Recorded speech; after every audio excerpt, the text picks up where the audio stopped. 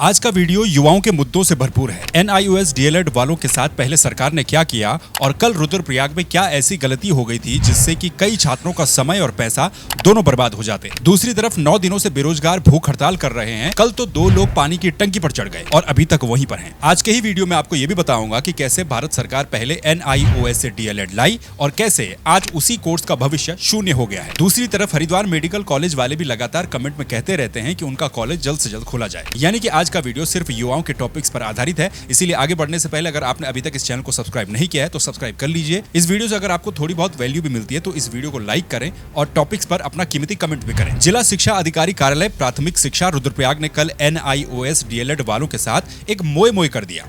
Office की तरफ से इसे एक त्रुटि यानी कि गलती बता करके रात को 9 बजे इससे पल्ला झाड़ दिया गया।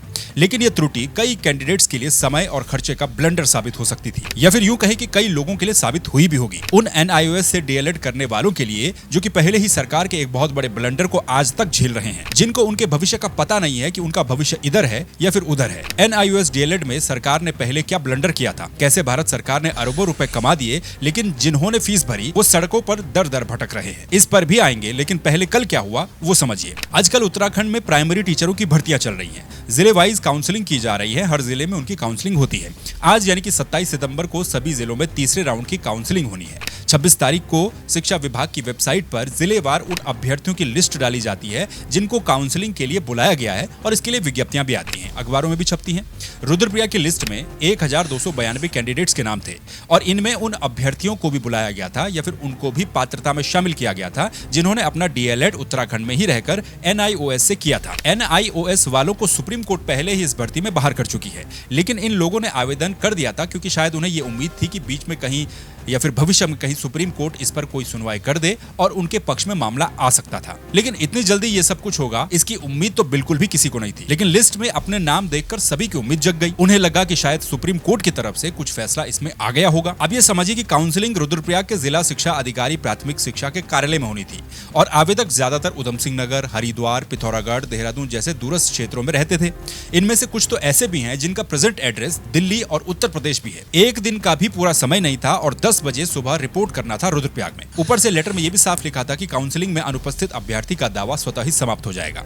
अब आप ये सोचिए कि उधम सिंह नगर, पिथौरागढ़, हरिद्वार, दिल्ली, यूपी, देहरादून, ऋषिकेश से रुद्रप्रयाग सुबह 10 बजे पहुंचने के लिए कैंडिडेट्स ने क्या क्या प्लान बनाया होगा और क्या क्या किया होगा। कई लोगों की तैयारी थी 10 बजे रुद्रप्रयाग पहुंचने की, लेकिन रात को 9 से 9:30 बजे के करीब इन सब के साथ एक मोई हो गया। विभाग की वेबसाइट पर फिर से एक लेटर अपडेट होता है जिसमें लिखा था कि लिस्ट में त्रुटिवश NIOS से DLED करे अभ्यर्थियों के नाम जुड़ गए हैं, जबकि इन लोगों को काउंसलिंग में नहीं आना है क्योंकि ये लोग अनाहर हैं। अतः इन लोगों से निवेदन है कि काउंसलिंग में ना आए। धन्य हो शिक्षा विभाग और धन्य हो सरकारी सिस्टम कि आपने इतनी बड़ी गलती को इतनी जल्दी मान लिया। रात के 9 बजे आप ये बता रहे हैं कि गलती हुई है। बारिश के मौसम में जहां सड़कें लगातार बंद चल रही हैं, इस मौसम में अपना खर्च करके कैंडिडेट्स को सुबह 10 बजे तक पहुंचना है रुद्रप्रयाग। कुछ लोग तो रात को ही निकल गए होंगे, कुछ लोग हो सकता है सुबह निकलने की तैयारी में होंगे। मान लिया कि आदमी होता है, रोबोट नहीं होता है, उससे भी गलती हो सकती है, लेकिन गलती सुधारने की भी तो कोई समय सीमा होती है। मान लीजिए रात के 9 बजे जिसने ये गलती सुधारने वाला लेटर ना देखा हो और वो निकल गया हो, या फिर कोई सुबह निकल करके 10 बजे रुद्रप्रयाग पहुंच भी जाए NIOS से DLED किया हुआ और आप उसे वहां पर कहें कि भाई आप तो NIOS वाले हो, आप तो बाहर हो, तो फिर आपने पात्र कैंडिडेट्स की लिस्ट में उसका नाम डाला ही क्यों था, उसे काउंसलिंग के लिए बुलाया ही क्यों था? वो तो अपना समय और पैसा दोनों खर्च करके वहां पर पहुंच जाएगा। अब ये तो एक जिले की बात हो रही है क्योंकि यहाँ के कैंडिडेट्स ने मुझ तक ये बात पहुंचाई। मुझे नहीं पता कि दूसरे जिलों में भी क्या ऐसी त्रुटियां हुई है या नहीं हुई हैं। अगर हुई हैं तो आप कमेंट बॉक्स में जरूर बता सकते हैं कि तीसरी काउंसलिंग में कहां पर ऐसा हुआ है। अब NIOS से DLED करने वालों की थोड़ी सी बात कर लेते हैं कि उनके साथ पहले क्या ब्लंडर हो चुका है। देखिए, चाहे भारत सरकार हो या फिर उत्तराखंड सरकार हो, सिस्टम दोनों का ही बड़ा अजीब सा है। पहले तो सरकार ही एक कोर्स को निकालती है, ऐसा नहीं है कि मन किया तो निकाल लिया। बाकायदा MHRD से अप्रूव ये कोर्स DLED का निकाला जाता है, फिर लाखों लोगों को DLED करवाया जाता है और बाद में उन्हें कह दिया जाता है कि ये तो इनवैलिड था। ये 2 साल का नहीं बल्कि सिर्फ 18 महीने का ही कोर्स है। फिर हाई कोर्ट, फिर सुप्रीम कोर्ट, कोई कोर्ट उनके पक्ष में फैसला देती है, कोई कोर्ट पक्ष में फैसला नहीं देती है। ऐसा करते करते भारत में करीब 13 लाख NIOS से DLED करने वाले छात्र हैं। भारत सरकार के MHRD से इसे मान्यता भी मिली थी। सर्टिफिकेट में भी महीने मेंशन नहीं थे, वहां पर 2017 से 2019 लिखा है। अकेले उत्तराखंड में ही 37,000 से ज्यादा लोग NIOS से DLED वाले हैं। 2017 में प्रधानमंत्री नरेंद्र मोदी की चमकती और हंसती हुई फोटो के साथ इसकी शुरुआत की गई थी। इसके ऐड में लिखा था कि ये कोर्स 2 वर्ष का है। पहले साल में इसकी फीस 4500 रुपए है। 20 अगस्त 2017 का दैनिक जागरण का अखबार है, जहां पर यह विज्ञापन कुछ इस तरह से छपा हुआ था। न्यूज लॉन्ड्री में छपे इस आर्टिकल के मुताबिक NIOS से DLED करने वालों की कुल फीस 13,000 रुपए थी 2 साल की। 12,80,000 लोगों ने ये फीस जमा भी की थी और इस स्कीम से सरकार ने कुल 16 अरब 64 करोड़ रुपए कमाए। तत्कालीन मंत्री प्रकाश जावड़ेकर ने इसे अद्भुत बताया। ये भी बताया कि ऐसा रजिस्ट्रेशन आज तक किसी कोर्स के लिए उन्होंने नहीं देखा। इसे उन्होंने विश्व रिकॉर्ड भी बताया। कोर्स भी पूरा हुआ, लेकिन कहानी शुरू होती है कोर्स के बाद। इसके बाद छात्रों को कोर्ट की शरण में जाना पड़ा। अलग अलग हाई कोर्ट से इस पर आदेश हुए। कुछ लोगों को इसके बाद नौकरियों में भी शामिल किया गया, लेकिन फिर सुप्रीम कोर्ट तक मामला पहुंचा और वहां पर इसे 18 महीने का कोर्स बता करके इन एलिजिबल प्राथमिक शिक्षक के लिए कर दिया गया। आज सिर्फ DLED की ही नहीं है। इसके बाद कई छात्रों ने आगे की तैयारी शुरू की। कई ने UTT निकाला, कई ने CTET निकाला, लेकिन वो भी समय बर्बाद ही साबित हुआ, क्योंकि भाई UTT CTET निकाल करके आप कर ही क्या लेंगे जब आपका कोर्स ही वैलिड नहीं है। कई लोग अभी भी प्राइवेट स्कूलों में 5 से 7,000 रुपए की नौकरी कर रहे हैं। ये भी खबर है कि सुप्रीम कोर्ट में रिव्यू पिटीशन भी डाली गई है। शायद वही इन लोगों की आखिरी उम्मीद हो जाए। लेकिन यहाँ सबसे बड़ा सवाल सिस्टम के ऊपर उठता है। आप ही कोर्स लाए, आपने ही कोर्स करवाया, आपने ही मान्यता दी, आपने ही फीस ली, और अब वो कोर्स एक तरह से शून्य साबित हो रहा है।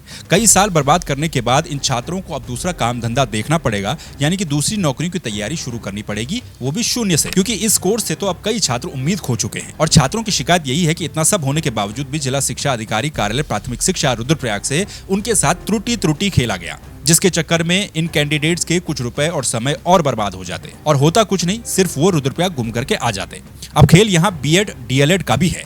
ये दोनों कोर्स करने वालों की आपस में क्या है उसकी तो मैं बात ही नहीं कर रहा हूँ। मैं तो ये कहना चाह रहा हूँ कि क्यों ऐसा है कि आप ही सरकार हो, आपने ही ये कोर्स शुरू किया, आपने ही मान्यता दी, आपने ही 16 अरब रुपए कमा भी लिए, और जिन्होंने समय और रुपया दोनों दिया वो अब एलिजिबल ही नहीं है। खैर, आपका क्या कहना है NIOS DLED वालों को लेकर के, या फिर आपने ये कोर्स किया है तो कमेंट में बताइए। और उत्तराखंड में चल रही प्राइमरी टीचर की भर्ती में यदि आपकी जानकारी में ऐसी मोई वाली त्रुटि किसी दूसरे जिले में भी हुई है तो वो भी आप कमेंट करके बता सकते हैं। एक और बात, कुछ छात्र ये भी कहते हैं कि दूसरे राज्य में प्राइवेट DLED को तो आप उत्तराखंड में मान्यता दे रहे हैं, लेकिन इन लोगों को आप मान्यता नहीं दे रहे हैं। खैर, बेरोजगार और भी है। एक तरफ हमने NIOS DLED वालों की बात की, अब बात उत्तराखंड बेरोजगार संघ की। पिछले 9 दिनों से उत्तराखंड बेरोजगार संघ के 3 लोग भूख हड़ताल पर बैठे हैं। आज इन लोगों की भूख हड़ताल का 10वां दिन है। इनकी मांगों पर हम पहले भी बात कर चुके हैं। 2 दिन पहले एक इंटरव्यू मैंने इनके साथ किया था, वो भी आपने देखा होगा। 9 दिन से जब किसी ने इन लोगों को पूछा नहीं तो 2 बेरोजगार संघ के लोग, एक प्रवक्ता सुरेश सिंह और दूसरे कुमाऊं मंडल के संयोजक भूपेंद्र कोरंगा, परेड ग्राउंड की पानी की टंकी पर चढ़ गए।